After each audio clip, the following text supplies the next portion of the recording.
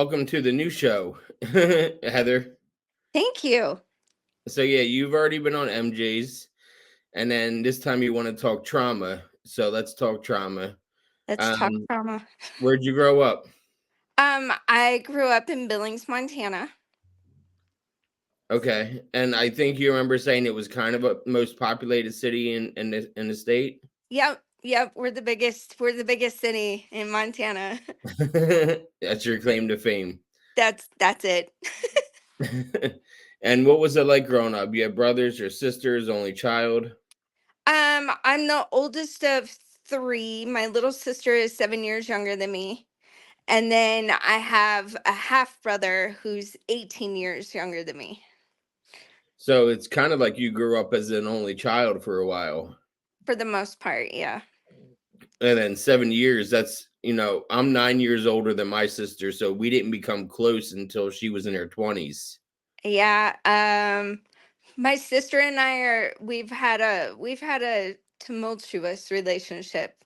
She kind of went the successful route and I kind of went the outlaw route. So, That's funny. That's how it is with not that my sister and I are a tumultuous relationship, but she's the successful one. yeah. She owns two houses. I've never owned a house. I've never even rented a house. I've always I've always been in apartments. Right. And I'm 9 years older, and I'm 38. She's not even 30, and she's already owned two houses. And she rents the one out, so she still owns. It's like in the game of Monopoly, she's kicking my ass. Right. Right. Yeah. My sister quits her job every 2 years and moves to a new city and works there, lives there for about 2 years and then she quits and starts over again. Okay, some people that just works for them. Yeah. Yeah, she loves it. She Yeah, loves it. So, yeah, well, if that's what she loves, and that's what she loves, that's right. I That's right. moved, I moved 30 times in my addiction, Oh, and five different states, and 30 times, oh and wow. I grew up in South Jersey, and then I moved to Massachusetts. Then I moved back to Jersey. Then I moved to North Carolina, and then I went back to Pennsylvania instead. And then I went to California, and then back to Pennsylvania. So all in all, was 31 moves in 13 Mm. years. Dang. See, I don't think I could keep, there's those things at the bank that are like to verify who you are and they read off like a bunch of addresses. Yeah. I never passed that because No. I'm like, I have no idea. Like, I've moved so much, I could probably never even put a number on it. But for me, like, I never left the state of Montana. Like, my thing, like, in my criminal thinking ways, like, I was like, there's no way I'm getting a federal charge out of this. That was my only goal, was to not have the feds like knocking on my door. Yeah, that's funny. Yeah, I It mean, sounds it sounds stupid now, but in my thinking it made sense. yeah, and you mentioned the banks and also job applications. Yeah. When Oh you had to yeah. do an application and they do a background check and they need your most recent addresses in the last 7 years, I'm like, here we go. Here we go. Here it is. And background checks took twice as long because I had to back check all my address. And to this day, I don't remember the addresses, but in the moment, 7, 8 years ago when I was in my addiction, I remembered all my previous addresses. That's crazy. Now I could only probably give you like four or five of those Right. addresses. That's the crazy thing, is like I've been in my place now for 4 years. Like 4 consecutive years. And I think probably since my senior year in high school when I graduated, living on my own with my son, this is probably the longest I've resided in one place. Yeah, I lived for 12 years on a street in my old town growing up, and it's actually the sign behind me, the Fourth Ave sign. That actually came from the street I grew up on. A friend of mine works for the town, and he had sent me a Snapchat one day of a pile of all the old signs because they were replacing them with new ones. Yeah. And I was like, "You got to grab Fourth Ave out for me," and he did. So the street Nice. sign behind me is from Fourth Ave, where I grew up and lived for 12 years before I started doing all my moves, because it's the most stable place I've been in. And That's now we're in awesome. an apartment and we just renewed our lease for another 2 years.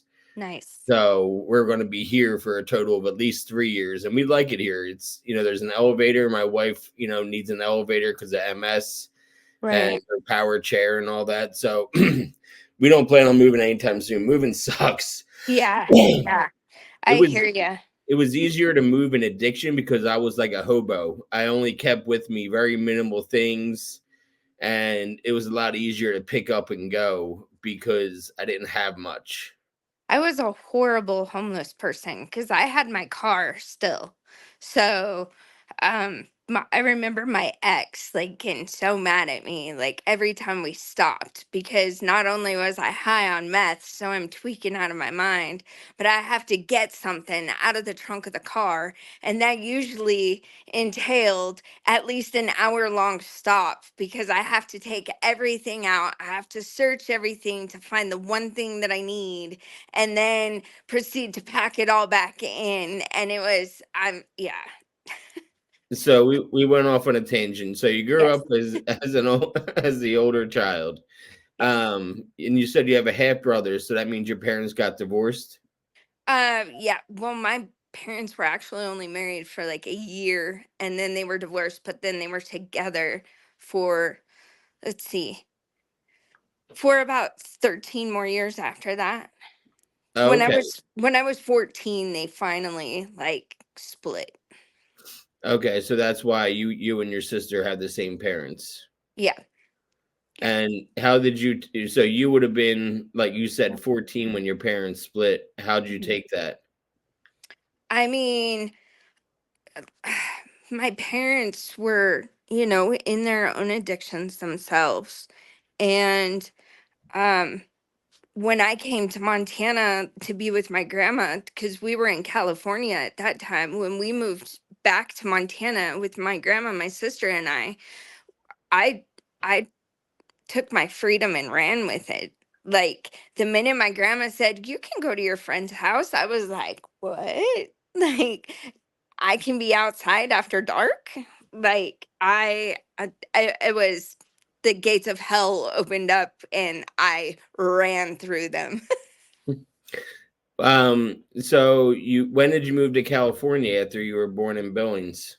So when I was 8, so a year after my sister was born, we moved to Vegas, and we were there when she was like, so it was 7. At 7 we moved to Vegas, and then at 8 we moved to Apple Valley, California.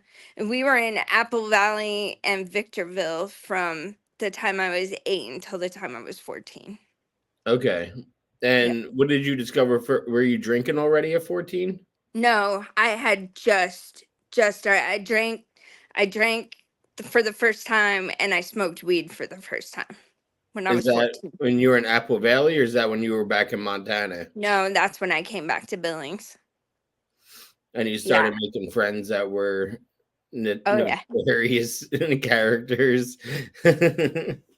Listen, here's the thing is like I was really a good kid until I came up here and then I was the one that the parents were like, that's a bad influence. You can't be around her. We all got to be the bad influence sometimes. I'm okay being the villain. You got to wear it like a badge of honor, or else it takes That's over you. right. That's right. I always say, and I've said this for a long time, you're the hero in some stories and you're the villain in other stories. Very true. And it's Very not up true. to you to, make the distinction of which one you're going to be, because that own person, I can be a hero to some for getting clean and doing my show and helping other people in their recovery. But then there are people like my ex fiance's parents who hate me. Right. My ex fiance, not overdose. She committed suicide, Ooh, and her parents, blamed me, right. and so I'm the villain in their stories. So it doesn't matter how many people I'm helping on this show or my other show, I'm always going to be the villain to them, and that tore me up inside for a while. Yeah. And it wasn't until I got clean 7 years ago. well, 6.5 years ago, where I finally was like, you know what? I'm not going to let them hold that over my head anymore. Right. I can't change their minds. Why? Mm-mm. Why am I going to try to even change their mind when I can know I can be helpful for other people still in addiction? Right. And I'm glad I came to that, thought, because it was eating me up inside for a long time. Yeah. 3 solid years.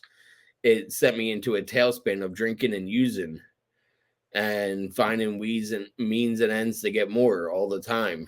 Right. So, you're the hero in some and you're the villain in some. Exactly. Well, and you know, the the thing about it is when I went through what I went through, I actually made it I made it to the 1 year anniversary of what happened before I relapsed and started drinking. And within weeks, literally within weeks, I was doing dope again.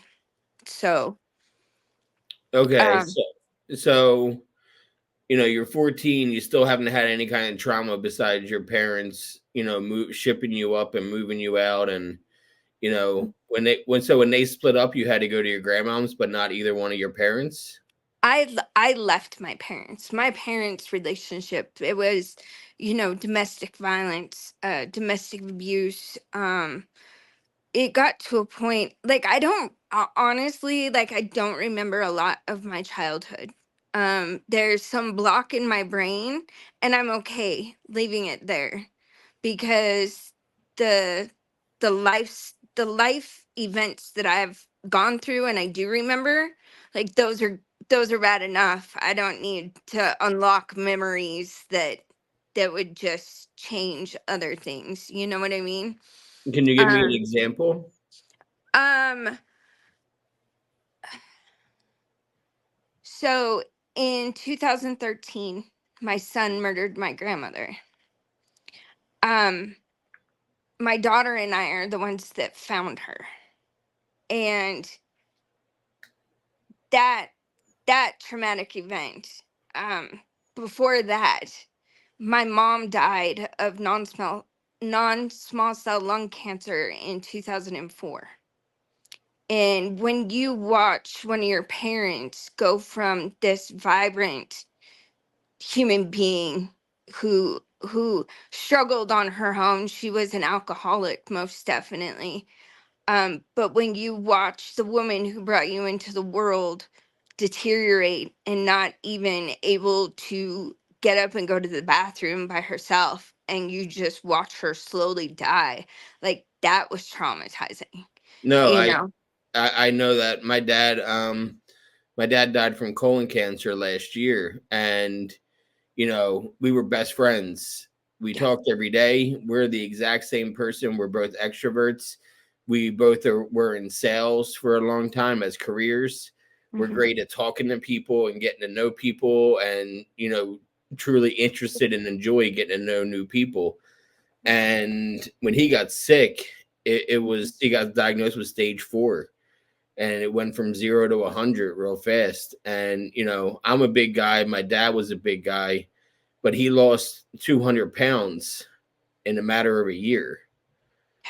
And it's not from changing his lifestyle and eating healthy and going on walks. It was strictly because there was one day he lost 25 pounds because they had so much fluid in his stomach that they extracted all the fluid, and it was 25 pounds. Oh my gosh. Yeah. So losing 25 pounds in a day because it was straight fluid in your body. Mm.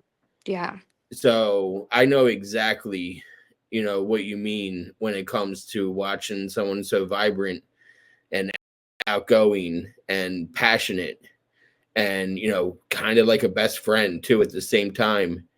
I was used to calling him every day just to bullshit. Yeah. And by the time the last 3 months of his life, he didn't have it in him to even answer the phone a lot of the times. And he would apologize, like call me later, like sorry, I can't really talk right now. I'm in a lot of pain. I'm laying in bed. I don't feel good. Can you call me later? And that kind of thing, as opposed to a half hour conversation where we're just shooting the shit.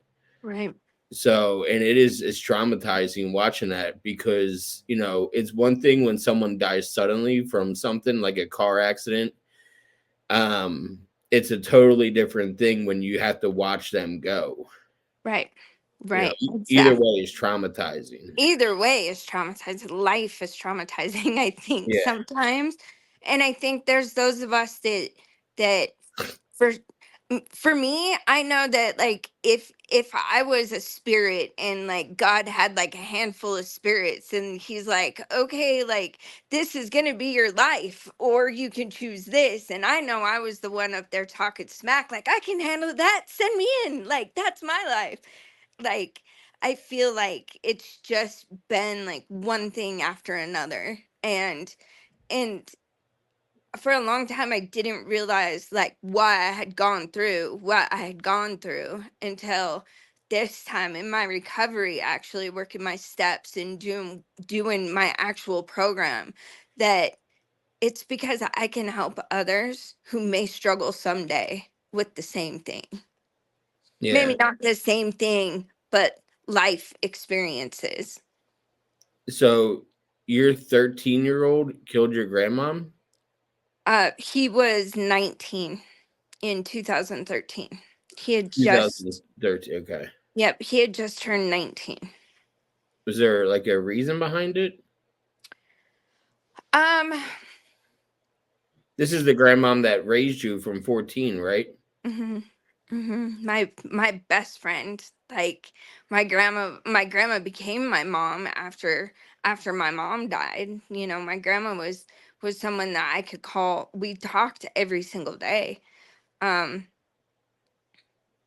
um, from what I remember of of the court case and everything, was that it was the first time my son had tried meth. He had been out all night. He had been picked up by the police about 3 in the morning. They held him until about 7 in the morning, questioning him. They let him go. He returned back to her house because that's where he was staying, and he dropped his weed pipe on the floor in the kitchen. She grabbed him by the arm. She said, "You're going to turn out to be a loser just like your dad." And he returned and hit her in the back of the head with a pipe, and stabbed her a couple of times. And we, of course, when we found my grandma, like, the cops kept asking me, like, "Where's my son?" And I was like, "What do you mean? Like, I don't know where he's at." I was like, "Don't you think you should be focused on, like, who did this to my grandma?" Like, in my mind, I couldn't even comprehend that my son could do this. And you know, my son and I don't talk about that. I have a wonderful relationship with my son. He is still in prison. um Forgiveness is a big part of my story. Because to forgive others, it sets us free. That's this the saying behind it, right? And but I forgave my son a long time before I forgave myself. um I used his actions as my fuel, as my fire, to keep getting high and to keep staying out. Like, nobody understood, right? Nobody could possibly understand what I was going through. Now, were you active in addiction when that happened? No, no. I was about 8 years sober at that point. How old were you?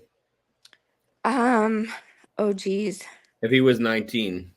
If he was 19, I was 37. Okay, so you had him at 18. Hmm. Okay. And the dad wasn't in the picture. No. So that's why your grandmom said that, because the dad split. Yeah. His dad had a split when I was pregnant. He ran back to his home in Georgia. So Okay, he was in and out of the picture, but a never staple a full-time father figure. parental figure. Yeah. Yeah. Okay.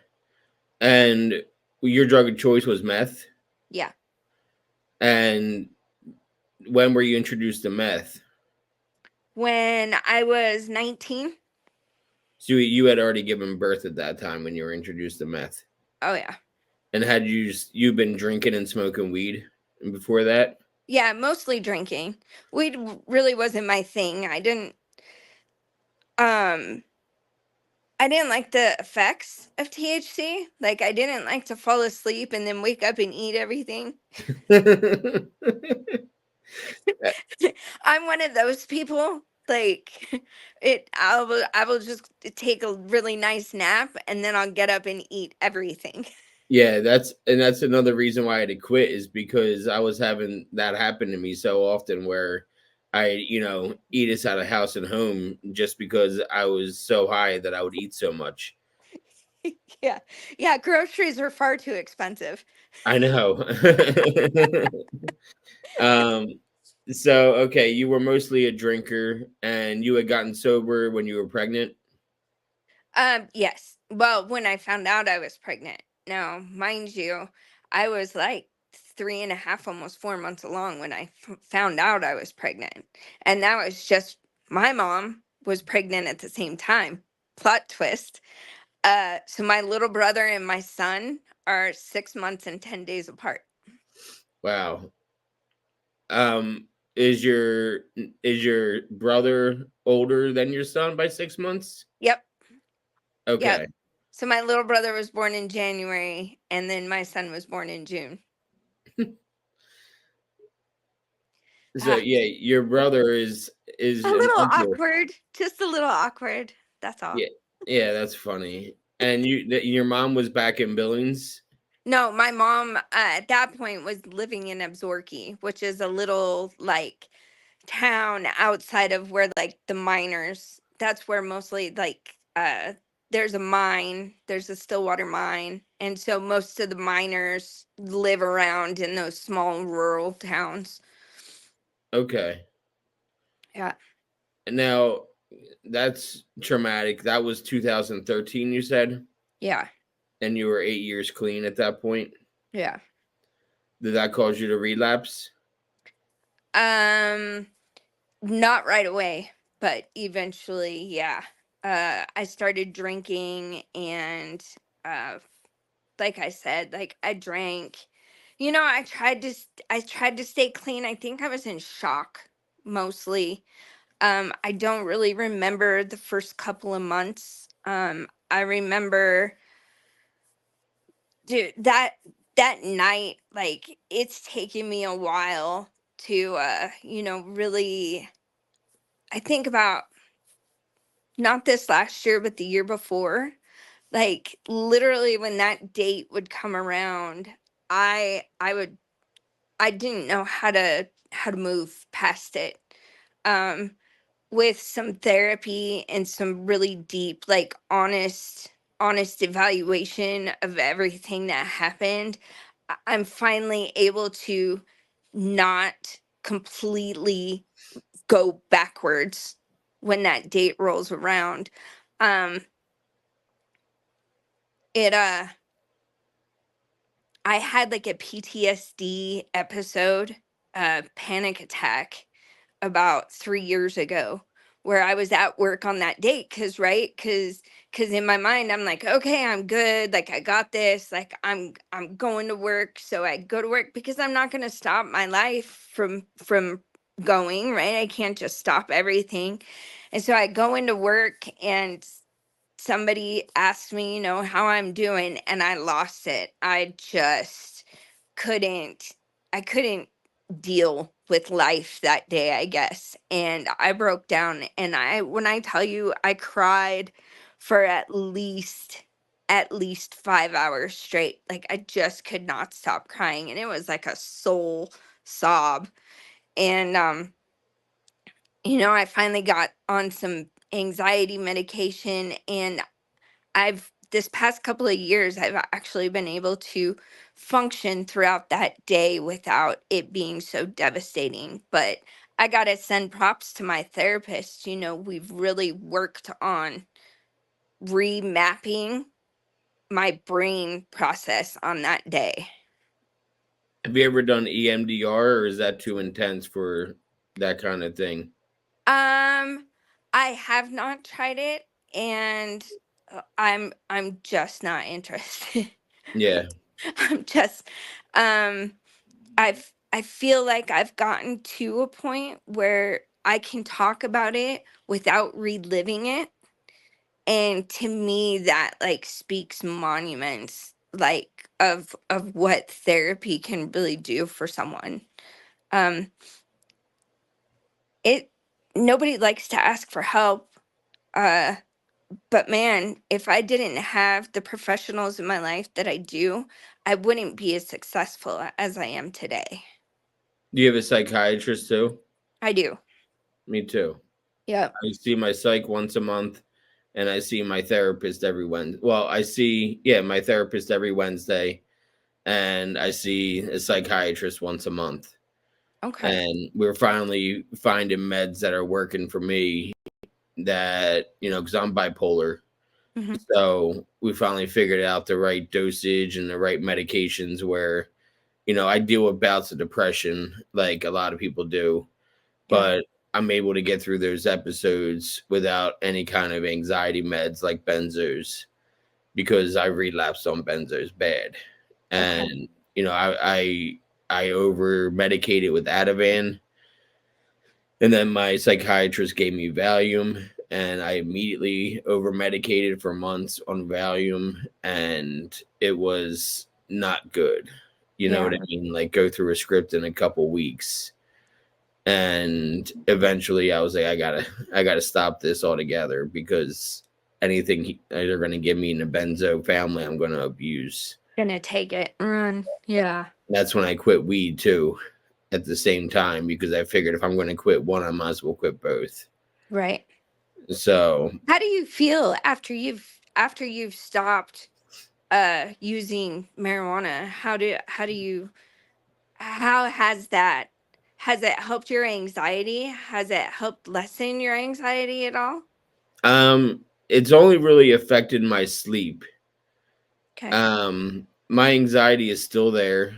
Um, I work a stressful job, and because if I do it wrong, somebody could miss a doctor's appointment and go to the wrong doctor, and then have it be life threatening maybe because I work with wound care. Okay. So I schedule for people that go to wound care, and it could be an infection. If I'm not listening attentively, it could be something that's like a red flag that Right. maybe I miss because I'm not asking the right questions. So it can be stressful. And when my dad passed, I started smoking all day, every day, Mm. and I found myself getting spaced out and not paying attention as much Right. and missing things. And luckily, no one ever got harmed or anything because of my negligence. Right. But it's something that I felt, and like you said about the eating, I felt like I'm way too big of a person and this isn't helping me anymore. It's not serving its purpose anymore. Right. And I wanted to get back in NA, and I knew if I was to get into NA, it was an absence from all drugs. Right. And I Right. wanted to do it right this time. See, and that's the thing, like, so coming from someone who's also bipolar, like, when we say in the program, like, from all my mood altering chemicals, I'm just like, well, like, you don't want to see me without my mood stabilizers. I'm just gonna tell you that now, because if I'm not on medication, shit's gonna happen. Shit's gonna go down. Yeah. So so there's that side of me, right? Like I legitimately live in my recovery. I just finished my 11th step again, actually for the first time, uh, because I've never made it this far in my steps. And I'm kind of a slow and thorough person. So But in my recovery, like, that is absolutely true, right? Like, they don't want us to be on any mood altering chemicals. But how can Do you you say do that? NA also? I do. Yeah, so that's why I chose NA over AA this time. When I initially got clean back in April, I was doing AA daily at noon. Okay. I haven't had a sip of alcohol since February 28th of 2020. Nice. And Congratulations. thanks. So almost 5 years. And my sober day from alcohol is leap day. It's 2/29/20. So I can celebrate either on the 28th or the 1st. But when I was going back to AA, I found myself not being able to talk about my current issues, which are drugs, Right. which are weed, and which are benzos. Right. And in AA, it says in the literature, please confine your shares to how it pertains to alcohol Alcohol. related. Yep. And I felt really just like stifled, and like this isn't working for me anymore. And my wife was like, "Why don't you check out Zoom NA meetings?" And I found a really good noon one based out of Providence, Rhode Island, Okay. because there's not really an NA presence where I live. So I started attending this one, and you know what they say, alcohol is a drug, period. Periods. So, if I need to talk about alcohol in NA, I can. Yeah. I can talk about the weed, I can talk about the benzos, I can talk about the opiates, Yeah. and not have to feel like I need to like watch my step because an old timer might get triggered if I say drugs in an AA meeting. Right. You know? Right. Right. So Here's the thing. The biggest thing that I've realized, because I too went to AA for many years, and that 8 year stint that I was clean, I was full-fledged into AA. The difference between AA and NA for me was me. Um, AA focuses on alcohol, NA focuses on us as the problem. It the drugs are always going to be there. The drugs are, oh, you can find a drug that's going to give you whatever fix you want to get. But if we're not seeking out the drug, yeah. we're That's why fixing the that's why problem, right? did you ever notice the serenity prayer is different in Mm-hmm. NA? In AA, the serenity prayer is I. In NA is we. Mm-hmm. Yep. And and the other difference is, and not to bash AA, I fully believe it's helpful for people.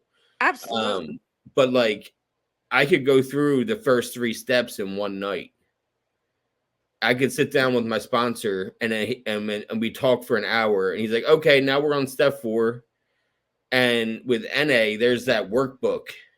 You got to answer all these questions, and you Yep. got to put pen to paper, and Yep. it might take you a month or two to do step 1. Yep. So Yep. I felt like this time, because like I've been through the steps in AA, and I had a spiritual awakening, and it was great, and it was wonderful, and it was an amazing experience. Right. But I still smoked weed, and I wanted to do it different just for my own sake, in Right. order to fix everything around me, like my gambling problem, Right. like my drinking problem, like my drugging problem. And I just feel more at home in NA over AA right now. And I still have an AA sponsor. We live in the same apartment complex. We smoke cigarettes together all the time Nice. and just shoot the shit. And he knows that I'm doing NA. He knows I'm doing GA, and I don't really have time to go to AA. Right. He was just on my show promoting a book he wrote. Okay. So there's I appreciate the relationships I made in AA, and I know AA works for a lot of people. I mean, Abs- NA is Jimmy K's version of AA. Exactly. Exactly. And without that basis, without that foundation that they laid out for us, absolutely. Like, you have to be respectful for that program. AA brought me a lot of good clean years, sober years, where I established a life, and I did have a career, and I was good until I wasn't, you know. Um after that happened with my son, I went and sat, because everybody's like, you got to go to a meeting. Like, you got to try to get back to normal. And I went to the meeting and I sat there and I just got so pissed off. Just, I was so angry because somebody's talking about their wife didn't take the garbage out or some shit. Somebody's dog got out of the yard. That's what these people were talking about. And I was like, you know what? This is fucking dumb. Like, these people would never fucking understand what I'm going through right now. And that was, of course, like my addiction right in the back of my head to separate me from everybody. And at a point, I was like, nobody's going to understand, like, how to even, I couldn't even process like everything that was happening. Um, and I didn't know how to say it out loud. I was so hurt and I was devastated and I was embarrassed and I was ashamed and I felt guilty, because I asked her to let him stay there, so I felt responsible. And I didn't know how to tell anybody that. Like, I didn't know how to process those feelings. Like, I couldn't even tell you what those feelings were at that time. Yeah, Like, because I not was only did you lose your best friend, your grandmom, but you lost your son too because now he's in the system. Yep, yep. Um and I see him, I go see him a couple of times a year when I can. They have him in a private prison way up towards the Canadian border. And you know, we're 12 years in now. And I say we're in prison because I feel like I'm doing time with him, right? um Letters, phone calls. Like, I told him a long time ago, like, my life is not that interesting, so like, you can have a letter a month or I can keep money on the phone and you can just call home. So he calls me a couple of times a week. And we have this great relationship. And I gotta leave what happened in the past. And I know that what came for me was that my grandma loved him with her whole heart ever since he was a baby. And I know that she would never want me to turn my back on him. And so that forgiveness came quite early. Like, I'm not just gonna leave him in there. And it was, when I got caught up for my charges and I was in prison, like, we worked that out to where I could actually, we wrote letters to each other while we were both incarcerated at the same time, It's like you pen know. pals. Oh yeah. Letter from mom. Except for it stands for penitentiary pals. Yeah, literally pen pals. Yeah. And so, but now today, like, he just wants to make sure that I'm okay. And I use him as an example to when he does become eligible for parole, that he's got a stable, loving support system out here, so that they do let him come home, so they do let him have a chance at life. Because by that time, he'll have served 18 years straight. I was just gonna ask how much time he got. He got 60 plus 10. 60 plus 10 Hmm. Yeah, at 19 years old. at 19. But he's eligible for parole when he's In 2031, when he's 36, 37. well, hopefully he's doing well in there. This way they give him a chance to parole out. He's not a little boy. He went in a little boy, and he's a very large man now. And but it's still like, what I have always like came back to was, it was a crime of passion. And I think that all the right all the right elements were there for that. And I mean, I can't judge anybody else's sin. You know what I mean? That's not my place. I'm not God. Um was it hard? Was it difficult? Do does all of my family agree? Absolutely not. They're absolutely torn apart, you know. My my dad's side of the family, all they say is, we'll talk to him again when we can talk to Shirley. That was my grandmother's name. And I was like, well, that's never going to happen, unless we summon her. And then I have like my aunt, my mom's older sister who's still alive. Like she talks to Robert. They have a relationship. My great aunt, who was my grandma's sister, she doesn't ever want to see him out of prison. So there's like a lot of dynamics. And for me too, that changed. Like for the longest time in my life, I thought, if you kill someone, you should die too. Like an eye for an eye type stuff, completely black and white until this happened. And I'm like, it's not for me to decide who lives and dies. Like there's one authority on that, I believe, and that's God. And I just, it changed me. It changed me to the core. Like these core values and core beliefs that I believed, like shook, shook to the core. And I am a changed person. Am I nicer? Am I kinder? Am I more compassionate? Absolutely, because people, you never know what people are going through. You never know. You never know.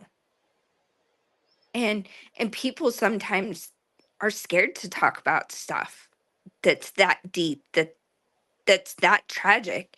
And for me, I find freedom in talking about it right now. I can talk about it without crying, without breaking down, without reliving it. And it's because that's that power of talk, right? If we talk about it and not hold it in, we The we less get a, power it holds over you. exactly. Exactly. I think that's a healthy way to go about your life with it, because you can't, no matter how hard or how bad you wanted to change things and the circumstances, but at the end of the day, once you accept the fact that you can't change it, but you have to learn a way to live a positive life, with what happened, because or else it's going to hold all the power over you. And that's why I talk about my fiance's suicide all the time. Before, I couldn't talk about it without breaking down. Like, we were best friends since sixth grade, Right. and um, when the last night we spent together, she tried giving me her ring back. And I said, no, that's yours. Like, you keep it. And then, after she did that, I found it in my dresser. Oh, And I couldn't talk about this kind of stuff before because it would break me down. right. And now, 9 years later, and have talked about it through therapy, talked about it going through the steps, talked about it in psychiatry, talked about it with my new wife. And my wife is a medium. I've had conversations with Colleen through my Nice. wife as a medium. And you know my wife was telling me things that there's no way she would know. That, Otherwise. yeah. So I fully believe in that. I was skeptical at first, Right. but after that happened, I was like, okay, maybe she's on to something. And she doesn't practice it. She doesn't like get paid to do it, Right. but she's like very witchy, and she does a lot of spells. And it's funny. She did a spell once, and we were at my parents' house, and I had just gotten married to her like months before that. And we just saw my parents. We were hanging out, and my dad handed me money, and he said, "Thanks for getting a low key marriage." And he handed me money, and we got in the car, and I said, "My dad gave me money," and I counted. It was $1,000 in cash.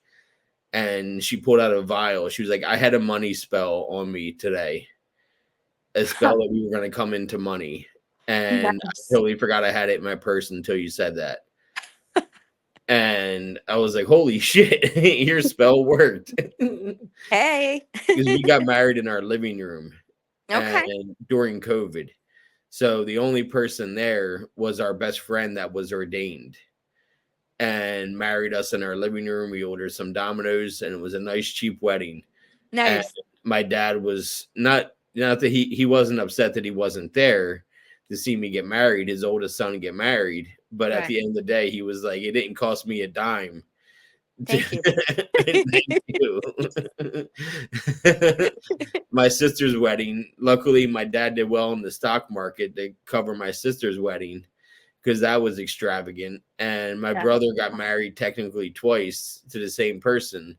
Oh, wow. They got married after they had a baby, and Okay. then a few months later they got married again, but like with a big wedding reception afterwards Right. and a big party and all that. And I was Mhm. sober and I was the Okay. best man.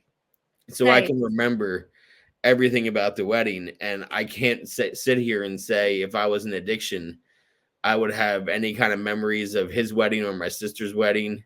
I Right. didn't even know I could get through shit like that without drinking. Right. Open bars calling my name. Like, you Yeah. know, I didn't think I could actually do that kind of thing. Right. Right. How much clean time do you have now, Heather? 7 years, 6 months, and like 5 days. Who's counting? Who's counting? Who's counting? No, 7.5 is pretty top notch for me. And you know, um my life, listen, I have a little side note to tell you. So we did the episode, the progress not perfection episode, and all of my friends and family are like super stoked to like watch that. So I'm super excited for you also because it ups your views. But It'll be out the 13th of November, but okay, this will be out after that. after that. Yeah. Okay. So God put on my heart a couple of months ago that I needed to reach out to the detective that I escaped from at the courthouse. And I don't know why. And I prayed about it and it was still there. And so I called up the police department and they gave me his email address. So I sent him an email and I was like, "Hey, detective, like you probably don't remember me, but I surely remember you. And I would just like to have a conversation." Wait, which detective did you run? What do you mean run out? Like backtrack for me.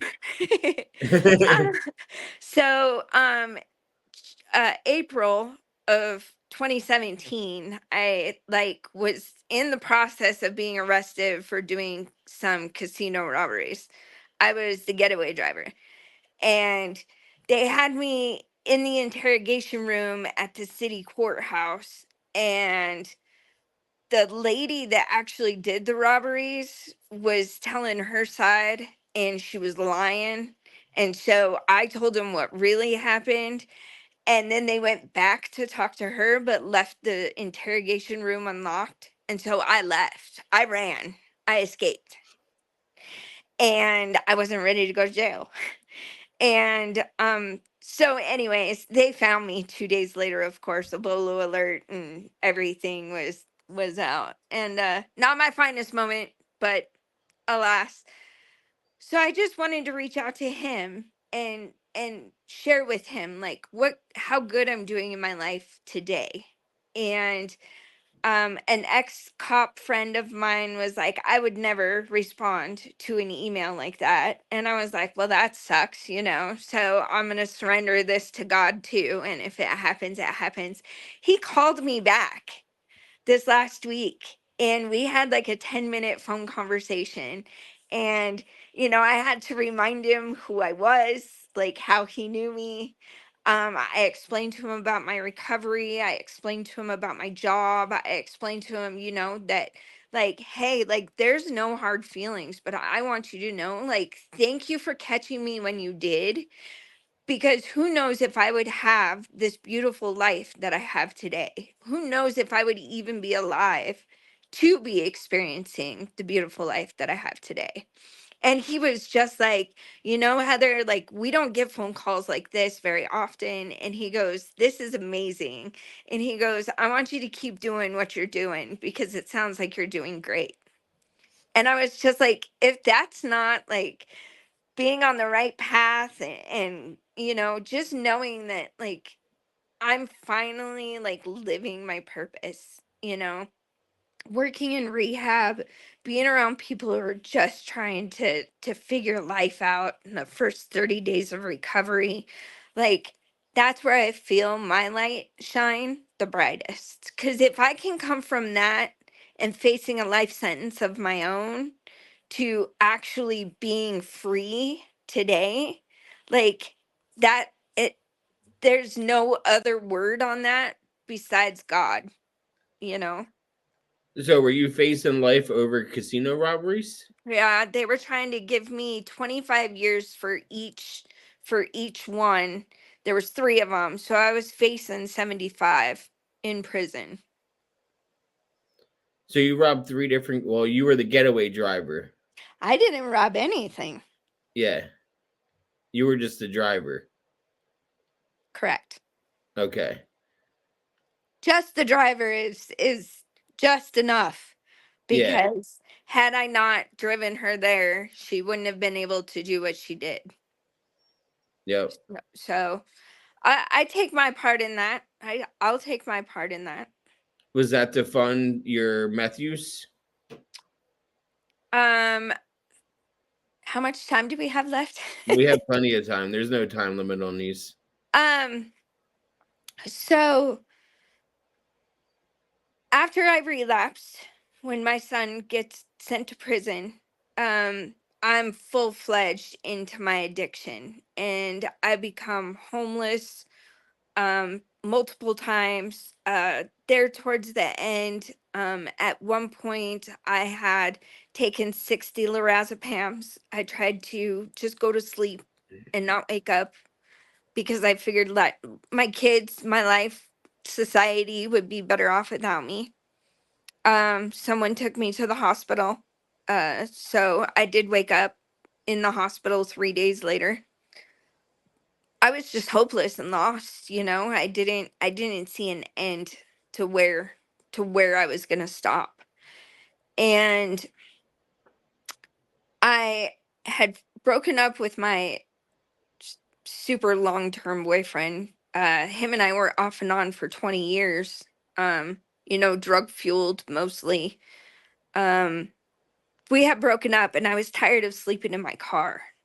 And so a friend uh gave me to a gentleman, and I don't know what context you want to take that, but it's probably that context. Trafficking. And and this gentleman used to get high on embalming fluid. Um and so he was on a different level, right? I like that you called him a gentleman. People change, people can change. Yeah. So I I in my addiction, I wish nothing and anyone and everyone that I ever ran into, I hope that they're doing well. I wish them the best. Um, I have no ill feelings or ill will towards anyone. I don't have the capacity to hold that in my heart, and I believe that would stagnate me in my recovery if I did. Yeah. Um, so this man, I've been in abusive relationships off and on my entire life. Whether they were warranted or not, um this this beating, and I can call it that, was bad. It was extremely bad. He wanted money, and I didn't have any money to give him. And I don't know if the drugs that he was on were different from the ones that I was doing, but I had never been so terrified. Like, I thought I was going to be decapitated, like, while I was alive. Like, it was a horrific beating. And the but I didn't want to be homeless. So what did what do you do? Um,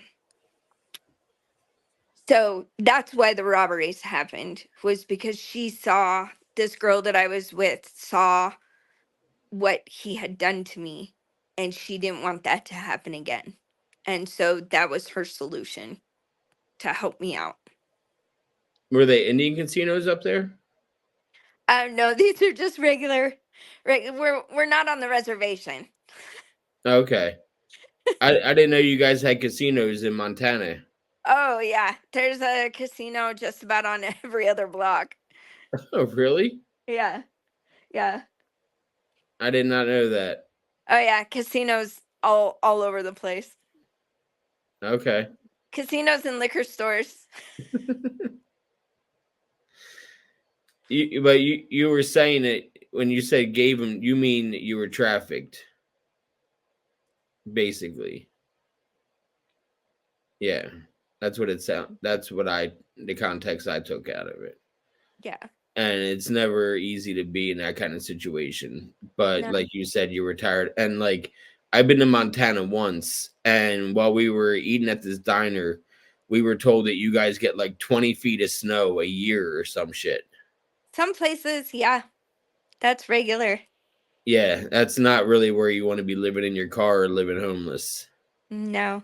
No, not really. And desperate times call for desperate measures. And I believe that was my absolute bottom, you know. Um Well, we all have the same bottom, Heather. We all have different lows, right? yeah, We all have different low points, and that might have been your low point.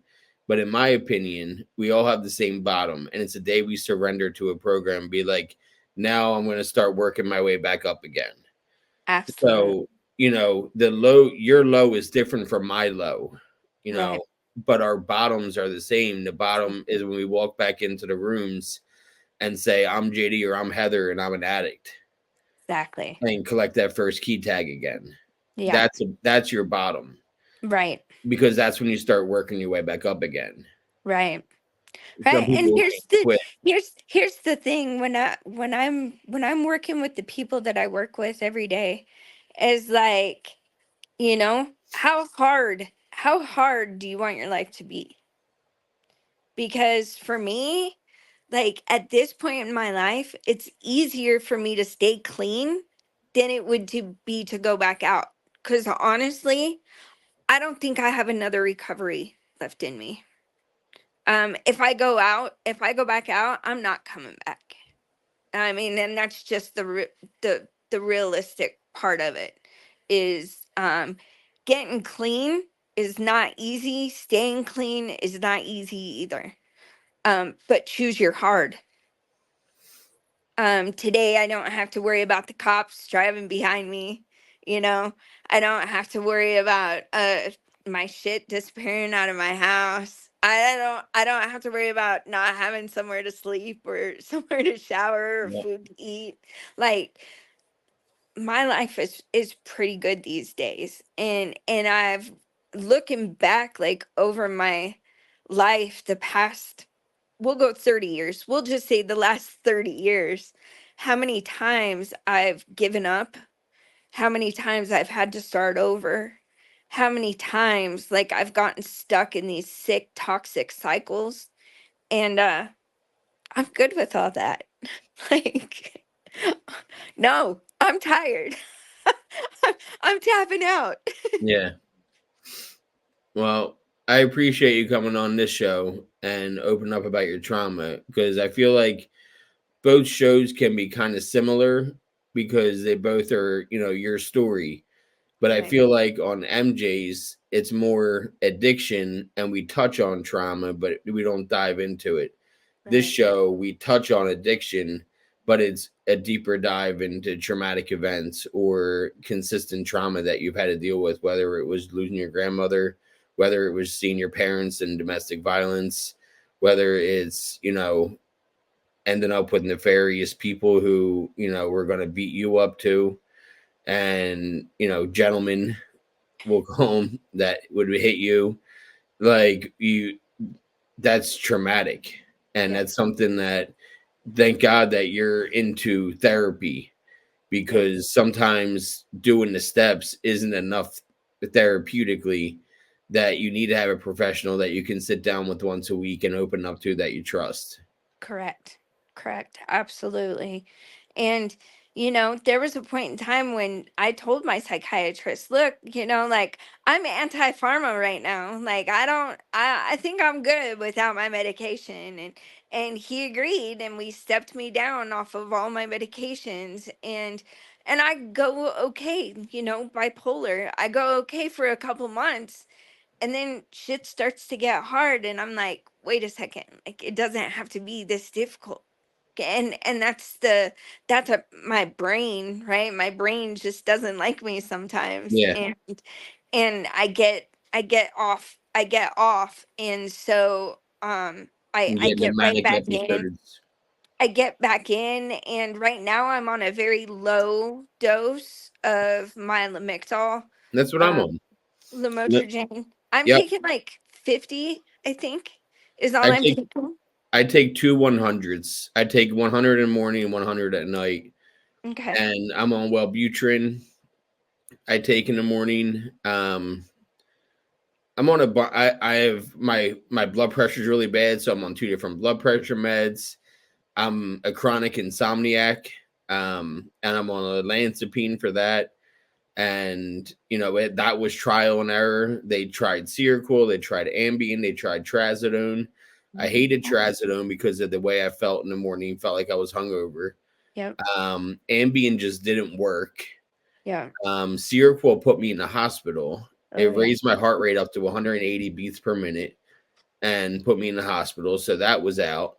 Yeah. Um, that month, that April, I guess it was like 4 years ago or 3 years ago. I slept a total of 11 days out of the month, Ooh. like only because like out of the entire 30-day month, there was only 11 nights that I got sleep, and that sleep was like 3 or 4 hours tops. Right. At one point, I was awake for almost 8 days straight. Mm-mm. Like, But I oh, mean, I did that, but drug induced. So yeah, no, this was not. This is me sober. Jesus. So, No. like, I was losing my mind, and Yeah. we're trying all these different medications, and nothing's working. Have you done so they have a new thing out where they can but like a DNA test basically for medications. It's new. I haven't met anybody yet who has done it, but they can take your blood and determine which medicines will actually work for you. No, they haven't done that yet. I haven't heard of that. I think that's great because it's I hate to say a little too late, but like Right. Colleen, my fiance, she was bipolar schizophrenic, and when you're bipolar like we are, you go through a trial and error phase where they try all these different drugs because there's no perfect science to your bipolar. Your bipolar can be completely different than my bipolar. It's such a big spectrum. Right. And my Huge. wife's bipolar. And, there's such a huge spectrum when it comes to that. And, the medications that we try, it's trial and error. It's like, okay, doc, that didn't work. And okay, we're going to step you down off that over the next month. And then we're going to go like this, but Yep. you got to try this for 6 weeks to see if it's actually effective. And if it's not, it's 6 weeks to come down off of it again. Right, right. And And that's traumatizing in itself, isn't it? yep, Because what is wrong with me that this medication that's supposed to be helping me isn't helping me? It's actually making me worse. And yeah. the doctors are like, well, we can try another one. And it's like, no, there's like our bodies are metabolizing something different. And it's a new test. I can't even tell you what it's called, but ask them because there's genetic testing now that they can do that will show what your body is metabolizing and what won't work for you. So I know my cocktail right now. My cocktail right now is lamotrigine. I take 50 milligrams every night. I take a hydroxyzine for the nights that I don't have to go to work. On the days that I do go to work, I'm on the Sonata, and so I'm on a low dose of that. and then and that's it. That's all I'm Um, on. gene site, Gene site. psycho, gene site, psychotropic test. Yep. Yeah, psychotropic, and gene site is the name brand or the the the whatever you want to call that. Registered trademark. Registered trademark. Thank you. So that's what it is. Gene site psychotropic test. And that's pretty cool because, it's one thing to be bipolar, but when you're schizophrenic too, and the lithium's not working and the meds Right. aren't working, and you're the test tube baby of like, and this is 2015, so way before mental health was really acceptable and talked about like it is today in Right. 2020, almost 2025. 10 years ago, mental health was like kind of like, we're going to shove you into the closet and you can come out when we figure out how to fix you. Exactly. Exactly. And I mean, I was a meth addict for 20 plus years, you know? Of course, I had extreme highs and extreme lows. Of course, that would be diagnosed bipolar, but being clean this long, they say there's a time frame, like when your brain like rewires and, you're clean off of substances for so long.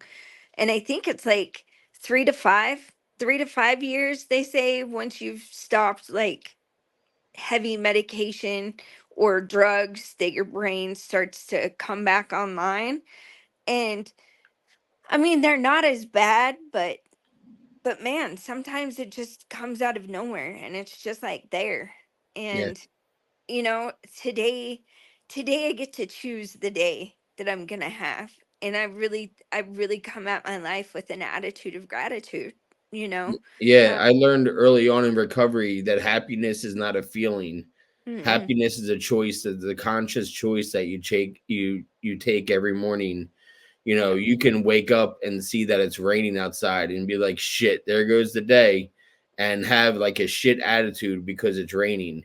Or Right. you can wake up and see that it's raining and smile and say, okay, the garden's going to be good today. It's going to get plenty of rain for the flowers, Right. and be positive about it. Or like snow, it's like, shit, I got to travel in this, as opposed to, oh, it's going to be really beautiful out right now with all the snow on the trees and shit.